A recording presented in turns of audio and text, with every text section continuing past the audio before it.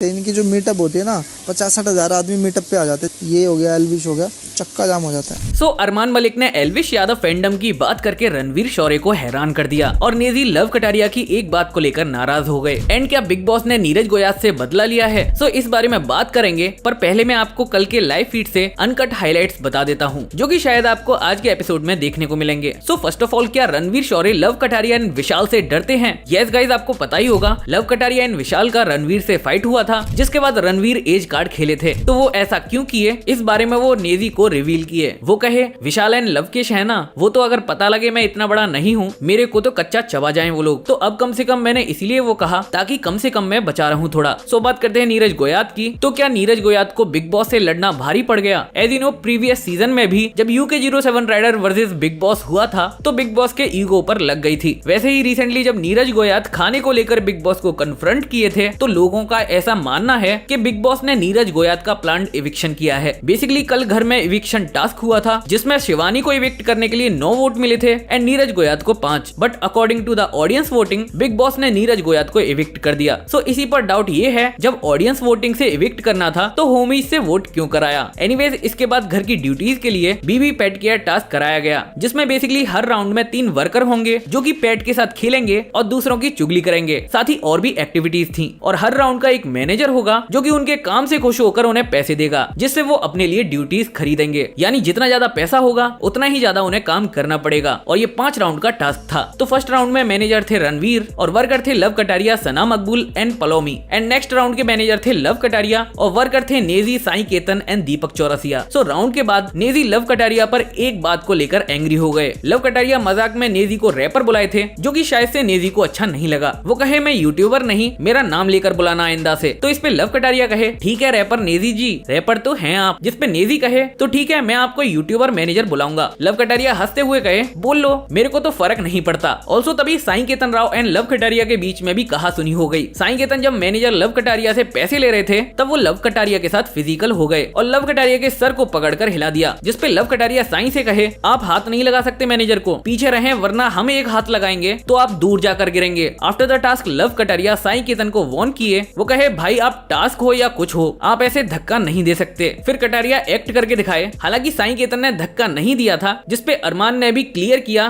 कि वो धक्का नहीं था, पर साई केतन ने जो लव कटारिया का सर पकड़ा था वो सही नहीं था। जिसपे लव कटारिया कहे फिजिकल तो हुआ, मत किया करो भाई, उस टाइम छो चढ़ जाती, फिर तुम कहते लड़ रहा है जबरदस्ती। साई केतन कहे मारा नहीं है, जिसपे लव कटारिया सीरियस होके कहे मार तो सकता भी ना भाई। आफ्टर दैट ये सारे राउंड खत्म हुए एंड ड्यूटीज बोर्ड आप पॉज करके देख ही सकते हैं कि किसको क्या ड्यूटीज मिली हैं। After that Armaan Malik, Luv Kataria and Vishal Negi के बारे में चुगली किए। बेसिकली नेजी तरबूज बांट रहे थे। सो अरमान मलिक लव कटारिया से नेजी के बारे में कहे गुस्सा हो गया था, मैंने बोला ज्यादा थोड़ी खा रहे हैं भाई, फिर मैंने सोचा छेड़ना गलत है, कल का खाना बनाना है इसे। जिसपे लव कटारिया अपना POV दिए। वो कहे उसका जब गुस्सा भर गया ना बहुत सारा, तो जिसपे उतरेगा उस पे उतारेगा यो इस टाइप का बालक है। विशाल कहे खतरनाक है ये। लव कटारिया कहे इसका अभी भर रहा है धीरे धीरे। अरमान कहे अभी धीरे धीरे ये होश में आ रहा है कि मैं कहाँ हूँ, ये रैप रूप नहीं करेगा, ये सीधा ऐसे बोलेगा, ये पीछे हट के बात कर रही है, शाने तेज नहीं बोलने का, ऐसा बात करेगा। ऑल्सो गाइस बात करते हैं साई केतन की इनसिक्योरिटी के बारे में और क्या बिग बॉस के घर में ग्रुप्स फॉर्म हो रहे हैं? यस गाइस, कल साई केतन अपनी strategy Ranveer, Munisha, Sana and Paulomi को बताए। वो कहे उन्हें एक ग्रुप फॉर्म करना चाहिए, जिससे वो अगर जीत भी ना पाए तो वो कम से कम फाइनल तक पहुंच जाएं। सो रणवीर को साई केतन का ग्रुप वाला आइडिया जेन्युइन नहीं लगा एंड वो कहे मैं अकेले खेलूंगा। एंड ऑल्सो मुनीषा जी ने भी बैक ऑफ कर लिया। वो कहीं अगर आपको मुझे ग्रुप में रखना है वो आपकी चॉइस है, पर मेरी लॉयल्टी लव कटारिया एंड विशाल के साथ है फ्रॉम डे 1, तो मैं नहीं पलट सकती उन लोगों के लिए, पर मैं आपका सीक्रेट नहीं बताऊंगी। एंड इसके बाद साई केतन रणवीर शौर्य को एक फुलिश आइडिया दिए, जिसपे सभी हंसने लगे। वो रणवीर से कहे आप उनके सामने हैं, आप समझ नहीं रहे हैं, because you to be honest सोते रहोगे या यहाँ वहाँ कुछ काम करते रहोगे, but where is a content what you making, आप मेरे से लड़ लो, ये कंटेंट बना लो। जिसपे रणवीर साई पर हंसते हुए कहे ब्रो यू आर मिसप्लेस्ड। सो तब साई केतन काफी इनसिक्योर लग रहे थे और इसी वजह से वो ग्रुप वाला आइडिया दिए थे। एंड अब बात करते हैं क्यों घर में फिर से एल्विश यादव की चर्चा होने लगी। अरमान मलिक एल्विश यादव के फैंडम के बारे में बताए। बेसिकली बात ये थी कि अरमान मलिक अपने सॉन्ग के बारे में बता रहे थे कि उनका सॉन्ग काफी दिनों तक नंबर 1 ट्रेंडिंग रहा था। तभी मुनीषा कहीं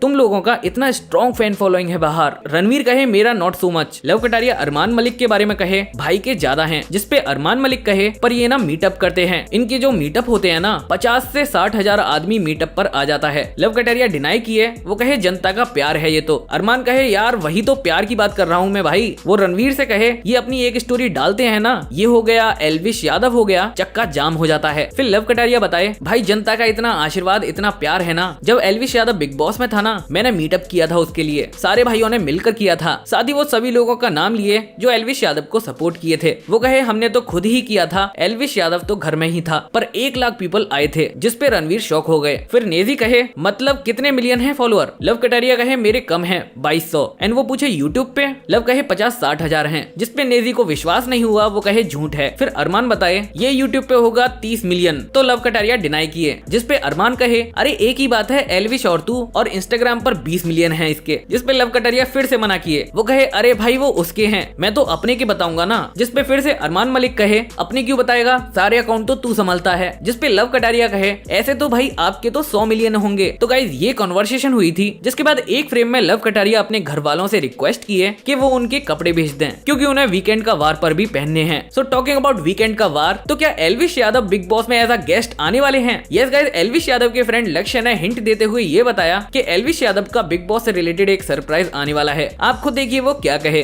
अभी तो मेरे को लगता है कि बहुत जल्दी एंट्री ले रहा है राव साहब है On the sets of the Big Boss. On the sets of the big boss. OTT3. भाई मजा आएगा कटारिया के साथ अपना एल्विश यादव भाई, दोनों बड़े भाई भाईचारा ऑन टॉप। फिर दिखाएंगे Big गेम, Boss. असली गेम कैसे कहते हैं। भाई ऐसे तेरे को लगता है कि एक्सपेक्टेशंस है? मेरा एक्सपेक्टेशन नहीं है, वही सिस्टम हैंग हो जाएगा एक तरफा। गाइस तो रेडी हो जाओ, एक्साइटेड हो जाओ कि कब एल्विश भाई की एंट्री होने वाली है। पर वो वाली बात है एज अ कंटेस्टेंट तो ऑब्वियसली इतने टाइम लंबे के लिए नहीं जाएगा, पर आएगा थोड़े कम टाइम के लिए आएगा। गेस करो क्या है?